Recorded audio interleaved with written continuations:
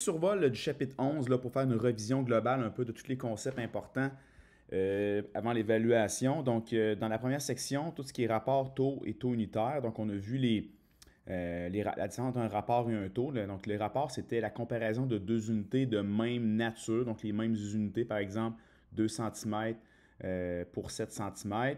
Donc, c'est pour ça qu'on ne met pas les unités dedans. On le met juste comme ça ici, sous forme fractionnaire, ou bien sous forme d'un rapport de cette façon-là. Puis, ça a un gros lien aussi avec tous les rapports de similitude ou d'homothétie qu'on a vus.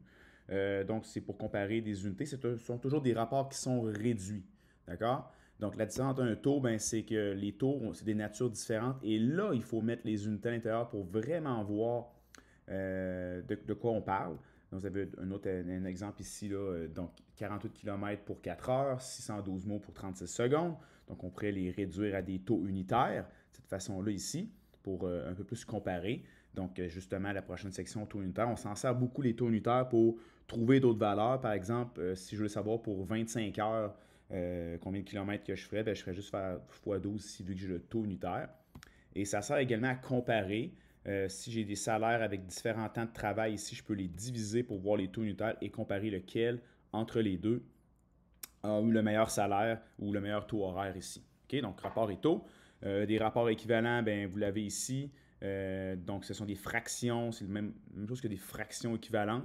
Donc, on peut les réduire à la même fraction. Donc, c'est pratique de voir ici que plusieurs fractions ou taux équivalents, des rapports équivalents et taux équivalents. Donc, ça nous donne signe que les situations sont similaires, où on peut trouver des données manquantes à l'aide de ça. Puis, ça va nous permettre de voir un petit peu qu'est-ce qu'on peut faire dans l'intérieur du reste du chapitre. Donc, également, lorsqu'on a une table des valeurs comme ça ici, justement, on est capable de la remplir si on a le graphique qui va avec. Donc, le graphique nous donne toujours de l'information.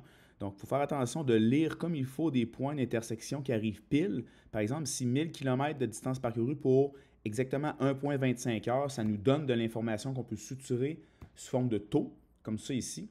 Et en trouvant le taux unitaire, comme je disais tantôt, ça va être assez pertinent de venir remplir la table de valeurs ici en faisant 1 heure fois le taux unitaire, 2 heures fois le taux unitaire, etc. pour trouver la distance totale parcourue. Donc ça, c'est une façon de faire. Le graphique nous donne souvent de la bonne information. Il faut juste regarder, bien aligner les valeurs. Donc par exemple, si on prenait ça ici, ça ne serait pas assez juste. On ne peut pas dire 500 pour 0,5A, ça ne serait pas assez juste. Il faut vraiment prendre un point d'intersection qui arrive pile et il faut avoir un graphique qui est bien construit pour le faire. Situation proportionnelle et inverse, c'est la deuxième section du chapitre. Très important ici, lorsqu'on a une table des valeurs comme celle-ci ou un graphique, on est capable de juger si c'est proportionnel ou inverse. Celle-ci, elle est inverse pour plusieurs raisons. Le graphique nous le donne ici rapidement. Ça part à 0,0 et c'est une ligne droite. Mais plus particulièrement dans la table des valeurs, le signe, c'est que ça commence à 0,0, mais ce n'est pas la vérité elle-même. Il faut regarder si tous les taux unitaires de la situation sont constants. Par exemple, ici, si je les fais tous les taux, c'est tous des taux équivalents, comme je disais tantôt dans la première section, des taux qui se résument à 1 sur 4. OK? Donc, 5 sur 20, c'est une fraction équivalente à 1 sur 4. Donc, à ce moment-là, c'est proportionnel. À ce moment-là, je peux utiliser le coefficient de proportionnalité qui a un gros lien avec le rapport ici. Donc, on peut voir que je peux multiplier la ligne d'en haut par 4 pour trouver la ligne d'en bas ou même retourner en arrière en divisant par 4. C'est bon pour toutes les entrées de la table de valeurs. Ça nous permet de trouver des données manquantes dans une table de valeurs d'une situation qui est proportionnelle.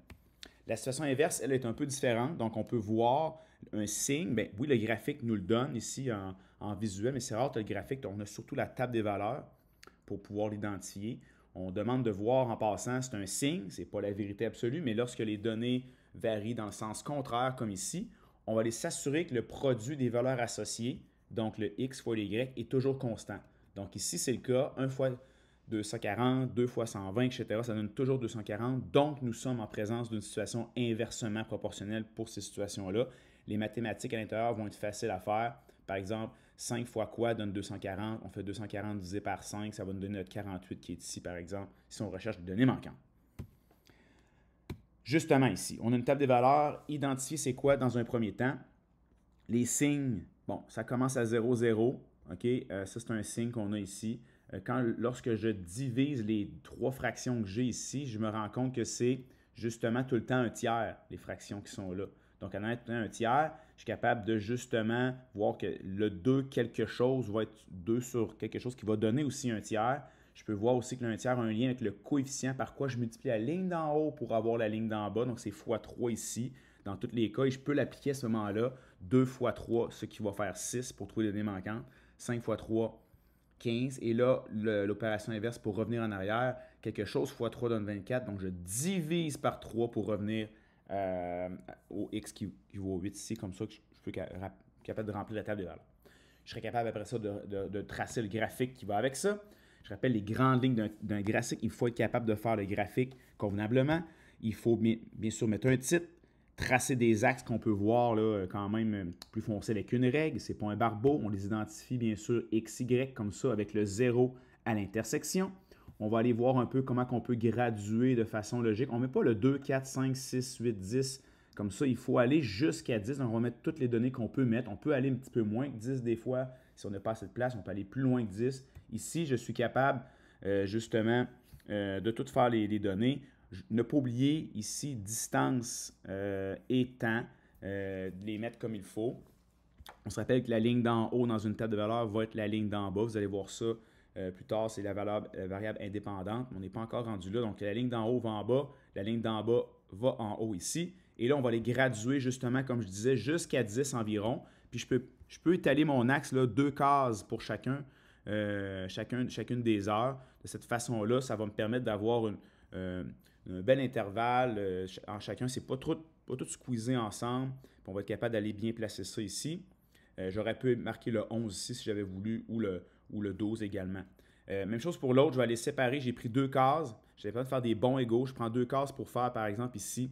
J'ai décidé de faire des bonds de 3, ça va jusqu'à 30. Justement, c'est ce que j'avais besoin d'aller jusqu'à 30. J'avais fait des bonds de 1, ça n'aurait pas fonctionné. J'ai fait des bonds de 3 pour 2 cases. 2 cases, 3, 2 cases. C'est important. Le monde part mal leur graphique bien souvent ici. Si on part avec 2 cases, il faut suivre la logique de 2 cases pour 1 heure ici. Si on part avec 2 cases pour 3 mètres, il faut poursuivre la logique ici. Et après ça, ça va être facile d'aller placer nos différents points de la table des valeurs. Si on n'a pas tous les points, ce n'est pas grave. On peut aller placer la majorité de nos points comme ça ici qu'on a, que je trouve dans la table des valeurs. Et après ça, il suffit de relier tous les points. Et par exemple, oui, on n'avait pas la donnée pour 7 heures, mais automatiquement, on sait que c'est 21 parce que tous les points vont s'aligner ici. Voici comment tracer un graphique. Vous devez être capable de faire ça pour les situations proportionnelles. Donc, reconnaître et remplir une table de valeurs pour l'autre type de situation, celle-ci qui est, on ne se le cachera pas, ici on a fait la première qui était proportionnelle. Ici, c'est inversement proportionnel. Une manière de reconnaître ça, c'est qu'on voit que les X croît et les Y sont en décroissance ici. Donc, les variables varient dans le sens inverse. Donc, on peut tester quelque chose, bien sûr. On peut tester, voir si le produit des valeurs associées est toujours constant ici. Oui, bien sûr, 6 fois 12, 4 fois 18, 10 fois 7,2, 1 fois 72, ça donne tout le temps 72. Donc, le produit des deux ici, donc une valeur manquante, devrait donner 72 également. Donc, 72 divisé par 2, ça donne 36 dans ce cas-ci. Puis même chose pour toute la gang, je peux le trouver comme ça en sachant que le produit est toujours constant. Donc, pour tracer, c'est le même concept, s'assurer de les axes, le titre et tout ça, bien identifier les axes X et Y. On va les graduer, non pas exactement le 1, 2, 4, 5, 6, 8, 10, mais tous les nombres de personnes ici de 1 à 10. Même chose pour les entrées ici. L'erreur, il ne faut pas commencer à 72 en bas. Le 72, c'est la valeur la plus haute. Elle va aller en haut. On fait des espaces ici qui vont être égaux. On ne cherche pas de mettre 7.2 là-dedans. Je pourrais aller par des espaces de, peut-être ici, je crois que j'ai mis des espaces de 8. Pourquoi 8? C'est environ la graduation. Puis quand je fais 2 cases pour 8, mais je le calcule, je le planifie un peu, je me rends compte que ça va jusqu'à 72. C'est ce que j'ai besoin. Bingo. Espace, toujours avec la même quantité de cases pour la même valeur. Ici, 1, puis c'est 8 pour celle-là. J'aurais pu graduer par un nombre différent de cases dépendamment des situations. Là, après ça, je peux aller placer chacun de mes points. Le point 1,72 par exemple. Le point 2,36, 4,18, 5,14 points. Environ, hein, 14. Je ne suis pas obligé de le mettre 14,4 précis. Je vais environ égal de cette façon-là. Puis je suis en mesure d'avoir un beau graphique. Puis là, celle-là, il manque de quoi? Il va manquer, bien sûr, de relier chacun des points le plus possible. Comme ça ici. Et voilà comment tracer un graphique d'une situation inversement proportionnelle. Les proportions, on a vu les proportions, donc c'est comment l'établir la proportion, c'est important. On voit que le produit des extrêmes est égal au produit des moyens, ce qui va me permettre en passant, dans n'importe quelle situation, vous pouvez le faire ici, là, 3 fois 170 puis 10 fois 51, dans tous les cas des produits des extrêmes, est toujours égal au produit des moyens, ce qui permet de faire ici des proportions et d'utiliser le produit croisé là-dedans. Donc, par exemple, si j'ai une pile qui est complètement usée, on a une charge de 90 minutes, lui permet de reprendre le quart de sa charge maximale. Pendant combien de temps doit-on recharger cette pile pour qu'elle soit complète? Je vais utiliser les proportions pour le faire. Regardez bien comment je peux faire ça. Donc, un quart, ça, c'est la partie justement que j'ai besoin qui correspond à 90 minutes de charge. Je cherche, moi, si j'ai 4 parties, donc la totalité de la charge va être combien de temps ici. Donc, je peux faire un produit croisé pour le trouver. Et voici 360 minutes. D'accord? Ça, c'est la façon d'établir une proportion. Je dois absolument montrer les deux fractions, le signe d'égalité, mettre l'inconnu que je cherche ici sous forme de x, ne pas tout de suite remplir, bien sûr, la réponse de 360 à l'intérieur ici. Là. On ne veut pas ça. S'assurer de le mettre après comme ça. Ici, ça démontre que tu as utilisé le concept de proportion et de produit croisé pour le trouver. Ici, plus intéressante la situation, 25 minutes pour 4,3 km dans un sentier pédestre en montagne. C'est la longueur du total du sentier de 22 ici, kilomètres. Combien de temps ça va prendre? 22,1. Donc, j'établis la proportion. J'utilise justement ce qu'on donnait dans la situation pour créer ici un taux. J'utilise une autre fraction ici, qui c'est moi qui je mets les kilomètres à la même place. C'est ça qui est important dans la situation. Et là, je peux enclencher mon produit croisé.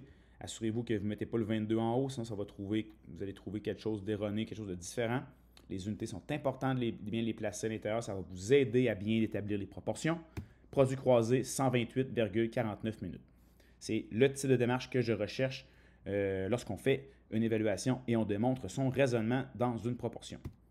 Les MOT ici, OK, on a fait des MOT ici, comme je l'ai déjà dit, ça ne sera pas évalué comme tel, c'est plus la section 11.5 qui va être évaluée, mais de comprendre les MOT ici, ça nous permet de comprendre un peu d'où on vient. Le rapport de MOT ici, c'est toujours, regardez ça, c'est toujours l'image, bien sûr, au numérateur pour le trouver et les dimensions de la figure initiale, bien sûr, au dénominateur. Donc, l'image en haut, c'est la clé. Donc, par exemple, si je trouve mon rapport de MOT ici dans la situation qui est ici, on n'utilisera pas en passant, il n'y aura pas de question par rapport à le centre de MOT ici jusqu'au point image. On va juste prendre les segments homologues d'une figure. Donc, le segment image, c'est le segment C'B' ici qui mesure 26,6. L'initial, c'est 15,2. Je vais les remplacer justement. Donc, la démarche est importante de la faire de cette façon-là. Ici, ma formule, je remplace et je divise mon rapport. Je ne mets pas une fraction réduite, mais bien le nombre décimal. Donc, plus grand que 1, agrandissement. Entre 0 et 1, c'est une réduction. Donc, ici, on sait dire que les dimensions ont fait fois 1,75 pour arriver à 26,6. Donc, justement, on peut trouver les dimensions manquantes si on a le rapport de similitude en multipliant.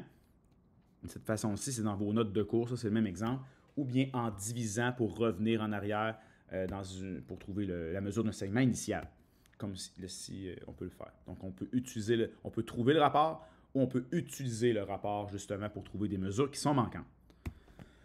Les similitudes, comme on a vu, c'est très très similaire à ce qu'on a vu dans le MOT ici, sauf qu'ici il n'y a pas de centre de MOT ici, puis les lignes qui relient tout ça. On a juste deux figures qui sont comme ça. Il y en a une que c'est la figure initiale, l'autre que c'est la transformée, que c'est la figure image comme celle-ci. Puis, on peut demander de trouver le rapport de similitude, qui est exactement comme le rapport de MOT ici, ou le rapport des périmètres. Ils sont dans la même famille, les deux sont égales. Puis aussi le rapport des aires, qui est la partie la plus complexe un peu. Mais regardez bien, si j'ai les données qui sont dans le problème ici, les dimensions de 2 carrés, par exemple, je peux trouver mon rapport de similitude de la façon suivante en faisant le rapport des côtés, donc 7,5 divisé par 3. Ou bien je peux faire le périmètre de la figure image sur le périmètre de la figure initiale, comme ça ici. Ces deux rapports-là, le rapport des côtés ou le rapport des périmètres, sont équivalents. Donc, le 30 vient ici de 7,5 x 4 et le 12 vient ici de 3 cm x 4, le périmètre des deux figures respectives. Dans les deux cas, ça donne ici un rapport de 2,5. Donc, les côtés ont été multipliés par 2,5 pour avoir mon 7,5. Ou bien on peut le voir à l'envers, je peux aussi retourner en arrière, diviser par 2,5 pour retrouver les mesures de la figure initiale ici.